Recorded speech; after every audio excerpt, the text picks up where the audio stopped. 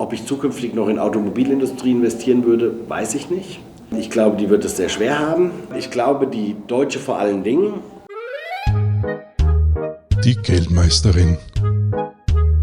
Der Finanzpodcast mit Julia Kistner. Und mit Joachim Nareike, Leiter Publikumsfonds Schroders für Österreich und Deutschland, der eine Langfristprognose abgibt, nämlich wo die Finanzbranche 2030 stehen wird, auf welche Trends, Branchen und Unternehmen man dauerhaft setzen kann. Joachim, dann fangen wir an und Gerne. Dann fangen wir vielleicht gerade mit dem an, was du gesagt hast, man muss für 2030 vordenken und du hast das Ganze aber schon 2020 erstellt. Ja? Und was waren da deine Thesen und welche gelten noch und welche sind schon eingetreten? Ja, es ist tatsächlich ganz interessant, wenn man sich das anschaut, dass wir im Mai 2020 so schon ein paar Dinge ein bisschen vorweggenommen haben. Ich glaube, was besonders eindrucksvoll ist, ist, dass wir gesagt haben, die Inflation wird massiv ansteigen. Und wenn wir uns zurückerinnern, was im Mai 2020 mit der Inflation war, ich glaube, da war immer noch das Credo lower for longer, das heißt also niedrige Zinsen, Inflation ist eigentlich gar kein Thema, wir haben eher Angst vor Deflation. Ich glaube, das ist etwas, was wirklich beeindruckend eingetreten ist. Natürlich nicht so sonderlich positiv, klar, aber das ist dann plötzlich da gewesen. Ja. Was waren da für dich die Faktoren? Weil das mit dem Öl zusätzlich, das konntest du ja damals nicht erahnen. War es die Lohnspirale oder was? Warum bist du eigentlich von der Inflation damals ausgegangen? Ganz klassisch von der Verschuldung der Staaten. Weil ich immer der Meinung bin, und ich glaube, das ist auch ein bisschen Konsensmeinung, es gibt eigentlich 3 Methoden, wie man sich entschulden kann als Staat. Die eine Methode ist Wirtschaftswachstum. Man hat ein sportliches Wirtschaftswachstum, was, keine Ahnung, 3, 4, 5, 6% ist, super. Das ist die eine Geschichte, die man hat. Die zweite Geschichte, die man hat, man kann die Steuern und Einnahmen erhöhen als Staat. Das geht natürlich nur bis zu einem gewissen Punkt und ich glaube, insbesondere in Deutschland und Österreich sind wir schon an der Grenze, wo das auch nicht mehr beliebig weitergeführt werden kann. Und das dritte ist Inflation. Ich kann mir Schulden weginflationieren. Und gerade eine Kombination aus diesen 3 Dingen wäre natürlich das Optimum. Und jetzt haben wir im Grunde es hinbekommen, dass wir eben durch die Inflation eine Entschuldung der Staaten hinbekommen. Und mein Ausgangspunkt damals war, und da bin ich ganz ehrlich, eigentlich die überbordende Verschuldung der Staaten, die irgendwann abgebaut werden muss. Und wie ich gerade sagte, die 3 Methoden hat man und die wahrscheinlichste erschien mir dann eigentlich die Inflation. Und jetzt haben wir noch Konjunkturprogramme, Covid-Programme und so weiter. Das ist ja noch viel schlimmer, die Situation jetzt, Absolut. Oder? Absolut. Und sie wird natürlich tatsächlich auch noch befeuert durch den Ukraine-Krieg. Ich glaube, es ist ja mittlerweile auch jedem bekannt, dass wir eine Abhängigkeit geschaffen haben, die dann automatisch irgendwann auch zu höheren Preisen führt. Jetzt sehen wir am Weltmarkt, dass der Gaspreis schon wieder runtergekommen ist und dass sich alles ein bisschen anscheinend normalisiert. Aber nichtsdestotrotz ist es ja bei dem Konsumenten neben auch diesen ganzen Lieferkettenproblematiken. Weißt du, das Problem, was wir, glaube ich, haben, ist die Inflation, die wir gerade generieren, ist auch besonders eine Angebotsinflation. Da können die Notenbanken relativ wenig dagegen tun. Das sieht man in den USA übrigens wunderbar. Die erhöhen die Zinsen und hoffen jedes Mal, dass irgendein Effekt besonders unmittelbar eintritt. Tritt aber gar nicht so unmittelbar, wenn man sich dann die Arbeitsmarktdaten anschaut und die Wachstumsdaten anschaut. Also das ist besonders schwierig, diese Art der Inflation über Fiskalpolitik in den Griff zu bekommen. Jetzt will ich keine Gloom-Doom-Episode machen, aber vor einem halben Jahr habe ich mit dem Jim Rogers gesprochen und er hat mir eigentlich das vorausgesagt, was wir jetzt gerade sehen. Also so, es geht nochmal schön bergauf, aber dann der nächste Crash oder der nächste Bärenmarkt, wo wir noch tiefer hineinreiten, da haben dann die Staaten kein Geld mehr gegenzusteuern und dann wird es wirklich ungemütlich. Siehst du das auch so? Nun, Jim Rogers ist natürlich eine Legende und ich glaube, wenn ich mich recht entsinne, ich habe ihn auch mal hier in Wien getroffen, ist er ja, glaube ich, auch so ein Rohstoff-Guru in Anführungsstrichen, wenn ich das sagen darf. Ja. Also es gibt etwas, was dagegen spricht, was er sagt. Ja. Und zwar, wir sind ja auch schon in der Finanzkrise in der Branche gewesen und haben diese leidlich mitgemacht. Und wir haben dann auch danach die Euro-Krise mitgemacht. Und ich hatte irgendwie immer das Gefühl, irgendwann muss doch den Staaten das Geld ausgehen. Ja. Und ich behaupte jetzt einfach mal, den Staaten wird das Geld nie ausgehen. Das ist also die Gegenthese dazu. Ich glaube, dass es Auswirkungen haben wird auf die Teuerungsrate. Klar, haben wir schon drüber gesprochen. Ich glaube aber nicht, dass wir irgendwann sagen werden, es können keine Konjunkturprogramme mehr gemacht werden, es kann das nicht mehr gemacht werden, jenes nicht mehr gemacht werden, weil den Staaten einfach das Geld ausgegangen ist. Ich glaube das nicht. Allein schon, weil die letzten Jahre immer mal wieder Punkte waren, wo man sagt, okay, woher eigentlich jetzt das Geld nehmen? Wir wissen ja gar nicht, haben die überhaupt noch Geld? Und das nur noch als Nebensatz dazu. Es sind Covid-Programme aufgelegt worden, die sind zum Großteil gar nicht abgerufen worden. Ja, das heißt, da gibt es auch noch relativ viel Geld, was umverteilt werden kann. Aber grundsätzlich, und den Abbinder dazu, bin ich bei Jim Rogers, der sagt, man müsste mal irgendwann das Geld ausgehen. Das ist aber augenscheinlich und zum Glück nicht der Fall.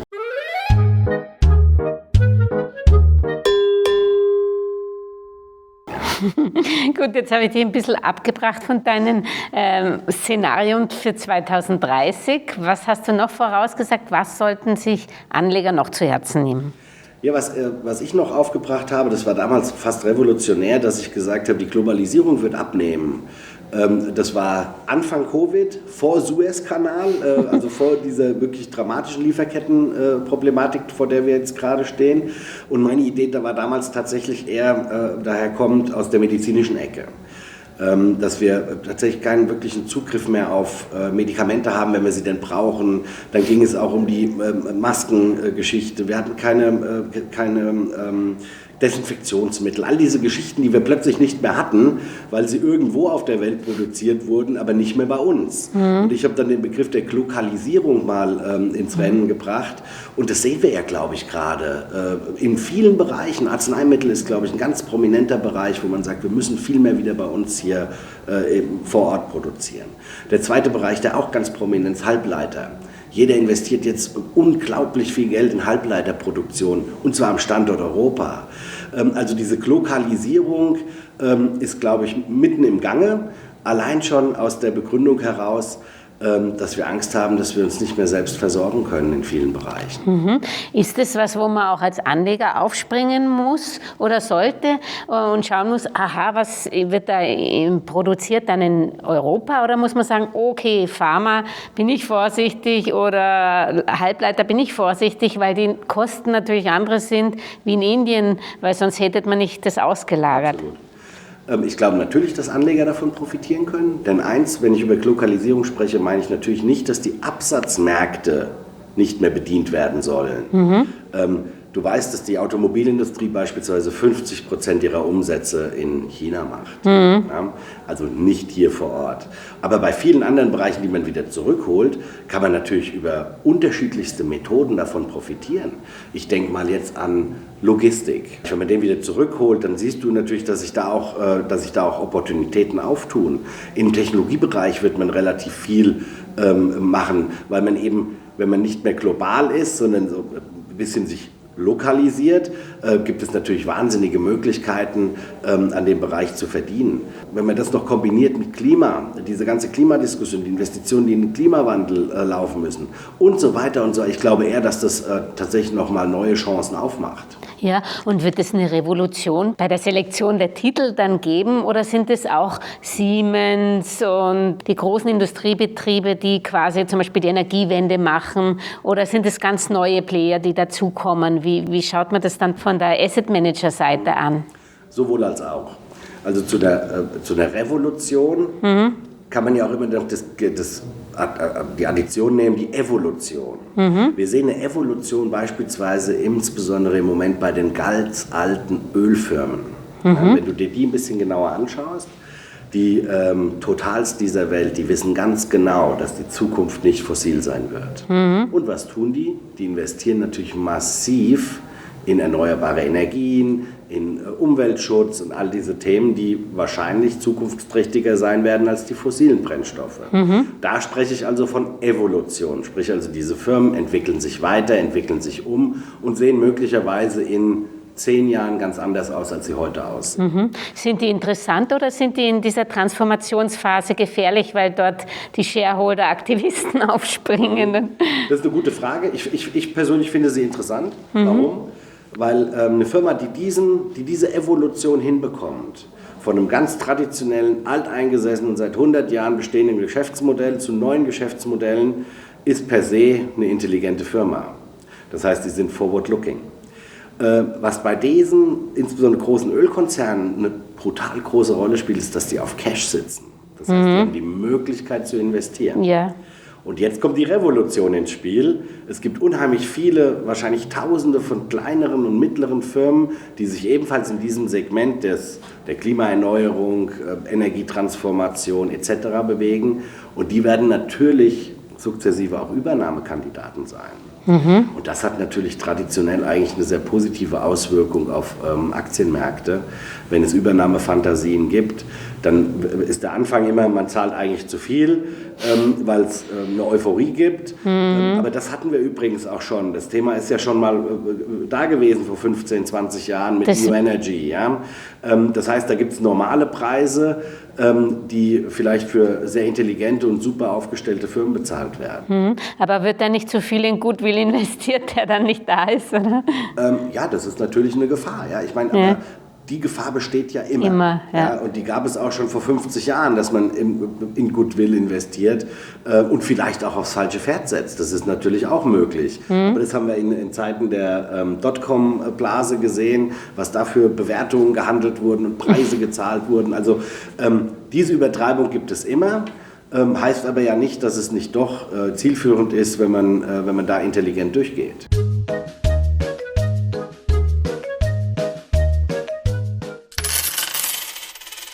Und siehst du eigentlich wieder M&A-Fantasie im Markt oder wenn du sagst, sie haben alle so viel Cash, dann ist es denen auch egal, wenn die Zinsen ansteigen und die Finanzierung teurer wird, weil sie es mit Cash finanzieren, oder? Genau, da sind die einigermaßen resistent dagegen. Das heißt, die brauchen im Grunde nicht den Kapitalmarkt oder nicht den Kreditmarkt, um Übernahmen zu finanzieren. Das bringt sie wiederum in eine Pole Position, auch bei der Übernahme oder möglichen Übernahme von Firmen.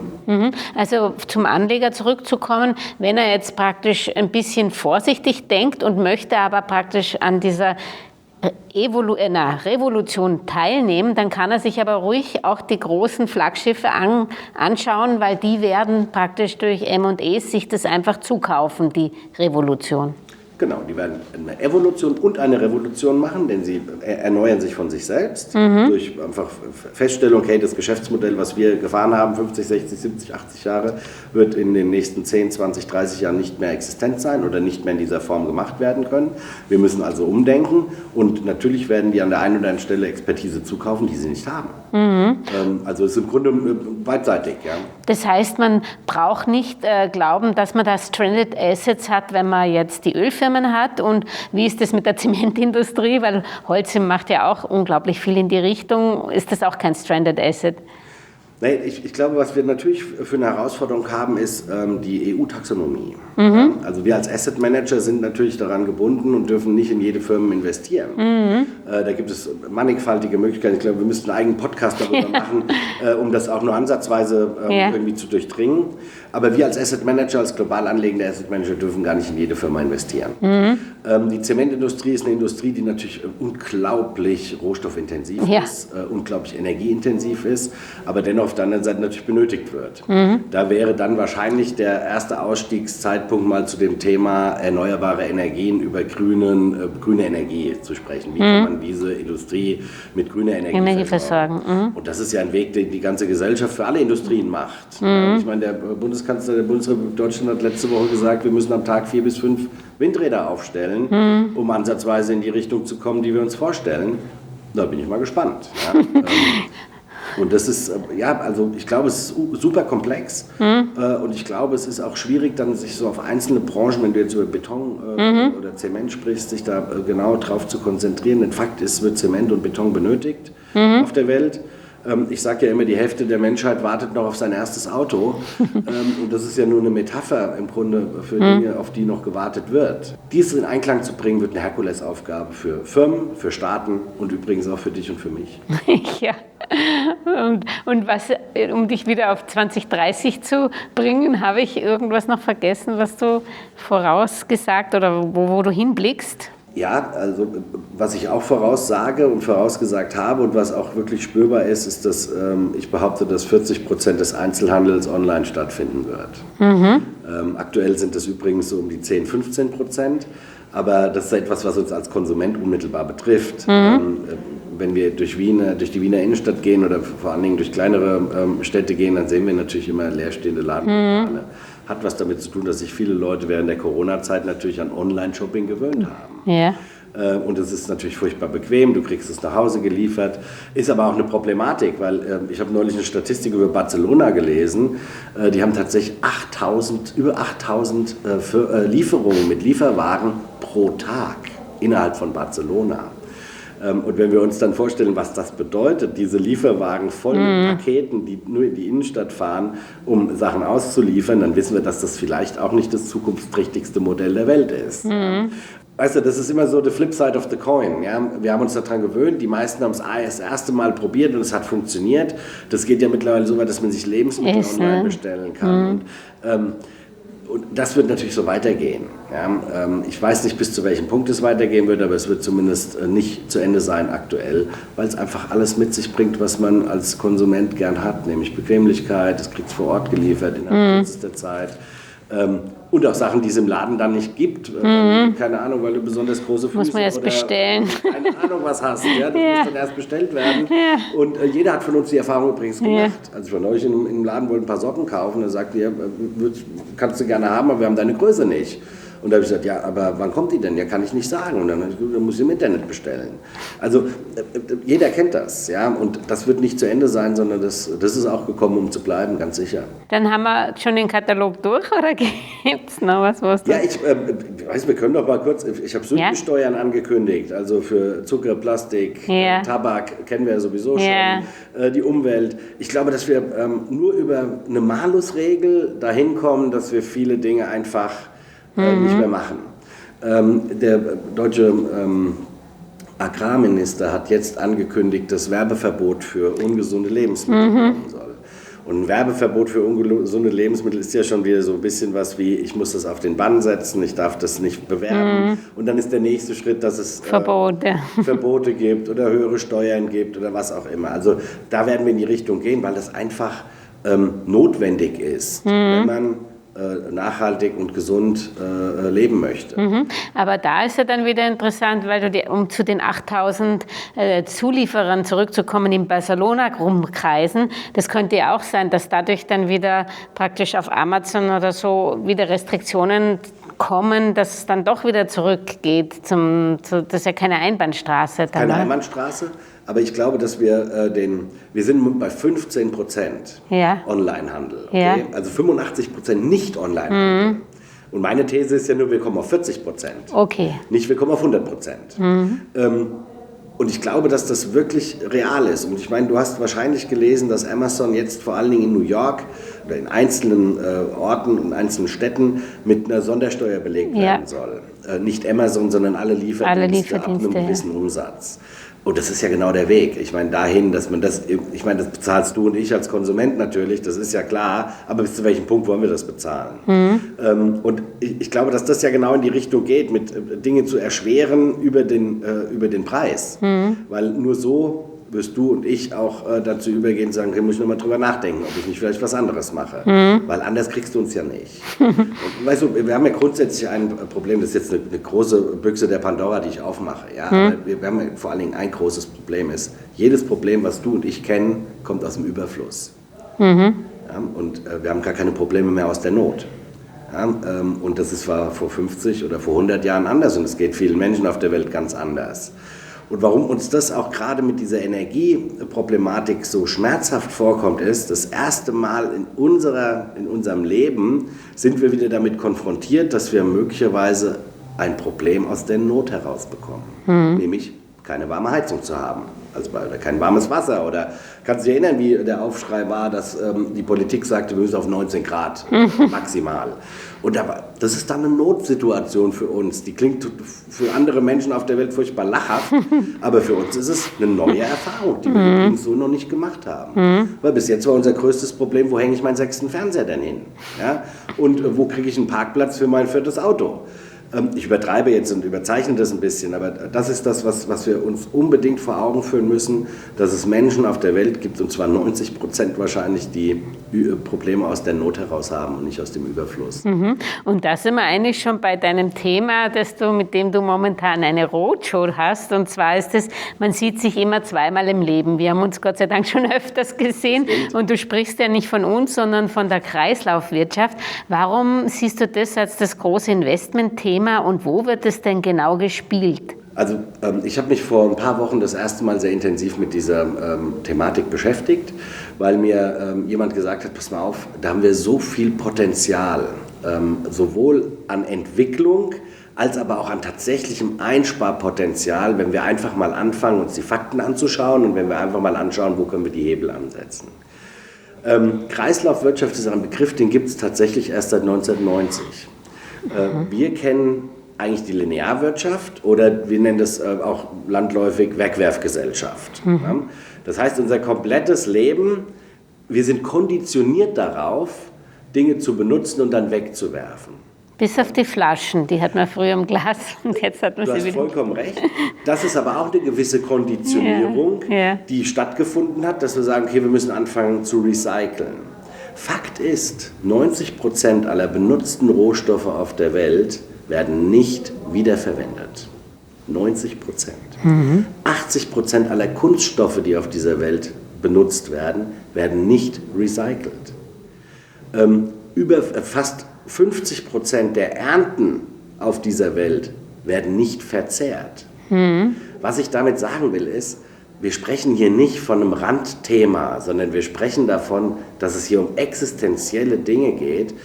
Wir verbrauchen im Moment 1,7 Mal dessen, was uns die Erde überhaupt zur Verfügung stellt. Das heißt, wir laufen ins Minus. Wenn alle Menschen auf der Welt so leben würden wie du und ich, bräuchten wir 4-mal die Erde, um das zur Verfügung zu stellen, was wir verbrauchen. Und so kann das nicht weitergehen. Das ist, ich sage immer dazu, im Moment können wir vielleicht noch etwas ändern und müssen es noch nicht. Und müssen es immer viel schmerzhafter als können. Und wir werden, wenn wir uns hier nicht wirklich, und zwar bei allem, was wir tun, besinnen, dass es unsinnig ist zu einem Großteil, was wir machen, werden wir massive Probleme bekommen. Und das betrifft wirklich jeden Bereich. Also da bin ich ganz bei dir, aber ich kann es mir noch nicht vorstellen als Investmentthema, weil wenn ich jetzt eine Firma wie John Deere nehme, ja, im Grunde genommen ist das auch mehr Kreislaufwirtschaft, wenn er sozusagen verhindert durch seine Technik, dass eben viel verwelkt oder mehr Düngemittel verwendet wird und wenn da weniger in den Boden kommt und das ist ja auch ein Teil der Kreislaufwirtschaft, dass weniger verbraucht wird. Wie grenzt du das ein als Investmentthema? Oder habt ihr zum Beispiel einen eigenen Fonds? Habt ihr dazu? Oder wie macht man das? Wir haben einen Fonds, der sich maßgeblich damit beschäftigt. Ja. Das ist ein Fonds, der sich vor allen Dingen mit Wasser und Nahrungsmitteln beschäftigt. Weil interessanterweise ist die Nahrungsmittelindustrie 3-mal größer als die Automobilindustrie. Aha. Vom Umsatz? Vom Umsatz her. Und weißt du, der Gedankengang, den du hast, der ist ja vollkommen richtig. Und das ist ja eine mehrdimensionale Betrachtungsweise. Ich nenne mal ein ganz einfaches Beispiel, womit jeder Zuhörer auch was anfangen kann. Jeder, der ein Auto besitzt, dessen Auto steht über 90% der Zeit einfach rum. Ich kenne Leute in Frankfurt, die bewegen ihr Auto überhaupt nicht mehr, weil sie einen Parkplatz gefunden haben. Was ich damit sagen will, ist, es gibt sowas wie Sharing. Sharing is caring. Das heißt, dass man auch beispielsweise, und wir in den Großstädten kennen das, ein Auto sich einfach ausleihen kann, ein Auto teilen kann. Und da sind wir auch noch bei weitem nicht am Ende der Entwicklung, da sind wir am Anfang der Entwicklung. Die junge Generation, die jüngere Generation, die sagt, es ist Unsinn, ein Auto zu besitzen, aber ich brauche eben ab und zu einfach ein Fahrzeug, um von A nach B zu kommen, um meine Eltern auf dem Land zu besuchen, bla bla bla. Das ist ein ganz einfaches Beispiel, was jeden Tag stattfindet. Ein weiteres Beispiel, was ich gut finde, ist, wenn wir uns an die Zeiten der Glühbirne zurückerinnern. Es wäre technisch überhaupt gar kein Problem gewesen, Glühbirnen zu produzieren, die nie kaputt gehen. Das wäre technisch super einfach gewesen und gar nicht mal viel teurer. Fakt ist, es hat überhaupt kein Interesse daran, dass es sowas gibt. Wir investieren in Firmen, die sich zum Beispiel damit beschäftigen, dass man Dinge die vielleicht kaputt gegangen sind, einfach wieder repariert. Ein Smartphone kannst du aktuell kaum reparieren. Du kannst einen Akku nicht mal austauschen. Aber den Lebenszyklus eines solchen Gerätes zu verlängern, weil es einfach auch noch gut ist und weil es noch funktioniert, aber weil eben eine Kleinigkeit nicht mehr da ist. Das gibt Firmen, die sich damit beschäftigen. Es gibt Marktplätze, die sich damit beschäftigen. Das sind so kleine Beispiele, die jetzt gerade am Beginn sind, die aber meiner Einschätzung nach wirklich zukunftsträchtig sind. Weil ich weiß nicht, wie viele Gespräche du am Tag führst, aber ich führe sehr viele Gespräche mit Leuten, die sagen, hey, eigentlich funktionierte meine Waschmaschine noch, aber die konnte nicht repariert werden, weil. So, und dann, wenn es dann eine Plattform gibt, wo man sagt, okay, ich brauche dieses oder jenes Ersatzteil oder ich brauche diesen oder jenen Handwerker, der mir das macht und die Plattform mir das zur Verfügung stellt, dass es überhaupt einen Bedarf dafür gibt, weil erstmal muss ein Bedarf geweckt werden und den gibt es, glaube ich, steigend. Aus jedem Gespräch, das ich führe, kommt mindestens einmal auch sowas zur Sprache. Also die Möglichkeiten sind unglaublich groß. Und dann auch wahrscheinlich bei Firmen, die praktisch noch das Silber und das Ganze rausziehen aus dem Müll. Es gibt Firmen, die haben sich darauf spezialisiert, eine Wiederverwertung, ein Recycling im klassischsten Sinne von Elektroschrott zu machen.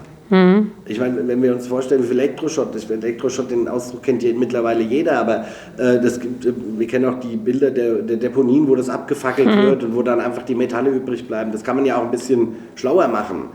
Und das sind so Sachen. Oder du kennst sicherlich mittlerweile in jedem Supermarkt den PET-Auto, wo man die PET-Flaschen zurückbringt. Das ist eine Firma, die gibt es auch schon seit Ewigkeiten, die das optimiert hat und verbessert hat. Und wenn wir das, ich meine, wir haben, glaube ich, schon mal in einem Podcast darüber gesprochen, du und ich, wir konsumieren alle 2 Wochen eine Kreditkarte in Form von Plastik, merken es aber gar nicht, weil es über die Nahrung uns zugeführt wird. Und all diese Dinge, die natürlich dazu führen, dass wir anfangen umzudenken und zu sagen, muss das denn überhaupt sein? Können wir es nicht so oder können wir es nicht so angehen? Und ich glaube, da gibt es tausende von Möglichkeiten, die aber nur funktionieren, und das ist ganz wichtig, die nur funktionieren und weiterentwickelt werden können, wenn wir feststellen, wir müssen unser Verhalten verändern. Und wenn das Geld für die Investitionen da ist, also wenn ich jetzt zum Beispiel denke, LVMH oder diese ganzen Luxusmodelabels, die zum Beispiel Anoraks aus Mikroplastik aus den Meeren nehmen, also die Entwicklungen kommen ja eigentlich dann eher vom Luxussegment und gehen dann natürlich erst in die Masse, weil am Anfang kann sich das ja keiner zahlen. Das heißt, das wäre auch als interessantes Investmentthema, dass mich da eben die hochpreisigen Unternehmen anschaut, oder? Weil die werden als erstes das Geld haben, um das auch wirklich umzusetzen, die sind oder? Trendsetter. Ja. Und Trendsetter zu sein bedeutet natürlich immer investieren, gucken, wie dann der Markt darauf reagiert. Ich vergleiche das immer ein bisschen mit der Weltraumforschung. Es gibt unheimlich viele Dinge, die aus der Weltraumforschung kommen. Wir alle kennen die Teflonpfanne, glaube ich. Die ist ja dann auch irgendwann marktreif geworden. Das hat jetzt jeder zu Hause.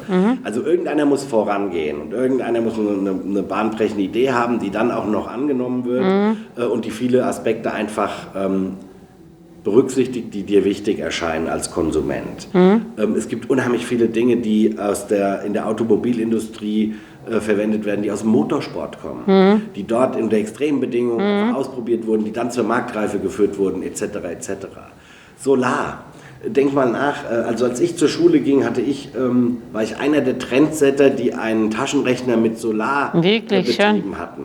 Und das ist schon einige Jahre her, ich verschweige jetzt wie viele Jahre, aber das ist schon sehr viele Jahre her. Was ich damit sagen will, dann hatten wir plötzlich eine Solarzelle auf dem Schreibtisch liegen, über die der Taschenrechner funktioniert. Ja. Also es gibt unheimlich viele Beispiele, die klein begonnen haben und groß geendet haben. Und irgendeiner ist immer mal vorausgeprescht und hat gesagt, okay, hier haben wir eine Marktreife. Denn eins ist auch klar, wir sind ja nicht altruistisch veranlagt. Wir wollen natürlich auch gucken, dass wir Geld verdienen. Also nicht wir persönlich, sondern eben auch die Gesellschaft. Denn das ist Motivation, die dazukommt. Und wie gehe ich jetzt nochmal abschließend da als Anleger vor, dass ich eben diese Trendsektor finde? Oder auf welche Branchen muss ich da schauen? Oder auf welche Unternehmen? Oder wer hat zum Beispiel gerade in der Energiewende, hat da Europa die Nase vorne? Oder wo finde ich eigentlich die Trendsetter?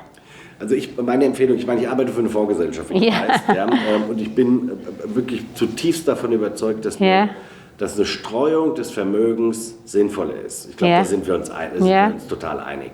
Und wenn ich jetzt noch weiß, dass ich über einen Fonds eine Streuung auch von unterschiedlichen Unternehmen hinbekomme, von denen ich vielleicht nicht genau weiß, wie sie funktionieren und was sie vorhaben, dann übergebe ich das einem Profi, einer Fondsgesellschaft, das kann Schroders sein, kann auch eine andere sein, und die sollen mir raussuchen, welche Unternehmen und welche Branchen da besonders profitieren.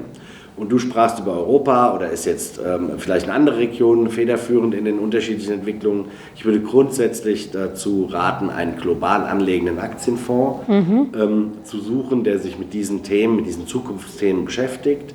Denn es gibt sowohl in den USA als auch in Europa, aber auch in Asien wahnsinnig viele Firmen, die sich mit diesen Themen beschäftigen. Wenn du weißt, dass China der größte Investor in erneuerbare Energien weltweit ist, was man auf den ersten Blick vielleicht so gar nicht sich vorstellen mag, oder wenn du weißt, dass Kalifornien ganz weit vorne ist zu diesem Thema, und wenn du dann noch weißt, dass Kalifornien die 7. größte Einzelwirtschaft der Welt ist, wenn man sie aneinander an ihrer Wirtschaftskraft aufreihen würde, dann weiß man, dass man global investieren muss, weil es in jeder Region wirklich Anlagechancen dazu gibt. Und die schwierigste Frage wird sein, was sind die Gewinner der Zukunft? Und das ist aber immer die Frage, die jeden Investor seit Jahrzehnten, vielleicht sogar seit Jahrhunderten umtreibt. Was wird der Gewinner der Zukunft sein? Mein Tipp ist, global anlegen, global in Aktien investieren, weil ich bin lieber Eigentümer als Gläubiger, das ist ganz klar. Und dann eben auf eine Erfahrung einer Fondsgesellschaft setzen, die mehrere, zum Teil 100, 200 Firmen miteinander kombiniert. Und abschließend, um zu 2030 wieder zurückzukommen, was würdest du im Hinblick auf 2030, wo würdest du nicht mehr investieren? Oh, das ist eine gute Frage. Also ich würde nicht mehr investieren in Medienkonzerne, weil ich glaube, dass Fernsehen ein Auslaufmodell ist, so klassisch wie wir es kennen. Ich glaube, dass Zeitungen mehr oder weniger in der klassischen Form ein Auslaufmodell sind. Ich glaube, dass insbesondere die Fernsehsender sich gerade keinen Gefallen tun, dass sie die Werbeeinnahmen versuchen noch höher zu treiben, indem sie noch mehr Werbung machen. Ich glaube, das machen die jungen Leute nicht mehr mit. Die gucken sich das nicht mehr an. Oftmals sind es ja Mischkonzerne, das weißt du besser als ich. Du kommst aus der Medienbranche. Aber ich würde jetzt nicht in einen reinrassigen Fernsehsender investieren. Das würde ich definitiv nicht tun. Ob ich zukünftig noch in Automobilindustrie investieren würde, weiß ich nicht. Ich glaube, die wird es sehr schwer haben. Die deutsche oder generell? Ich glaube, die deutsche vor allen Dingen. Generell weiß ich nicht. Meine These von vorhin, dass die Hälfte der Menschheit noch auf das erste Auto wartet, ist ja nach wie vor existent. Ich glaube nur, dass die deutsche, europäische Automobilindustrie natürlich viel zu großen Problemen ausgesetzt ist, als dass die Welt so beglücken werden, wie sie das in den letzten Jahrzehnten getan haben. Dazu ist es wahnsinnig kapitalintensiv, es ist wahnsinnig personalintensiv. Also Automobile würde ich wahrscheinlich auch im Moment nicht investieren wollen. Das sind jetzt mal so zwei Dinge, die mir sofort spontan einfallen. Ja. Ich würde nicht mehr in Kreuzfahrten investieren. Auch ein guter Punkt. Ich war nie ein Freund von Luftfahrtgesellschaften. War ich nie ein Freund davon, weil auch da übrigens selbe Gründe. Kapitalintensiv, personalintensiv, streikanfällig. Ich weiß nicht, war nie meine Branche, auf die ich irgendwie gesetzt hätte. Ich glaube umgekehrt, alles was mit Energietransformation zu tun hat, ist im Moment etwas, wo man unbedingt dabei sein muss. Danke, Joachim, war wie immer spannend. Dankeschön, Julia.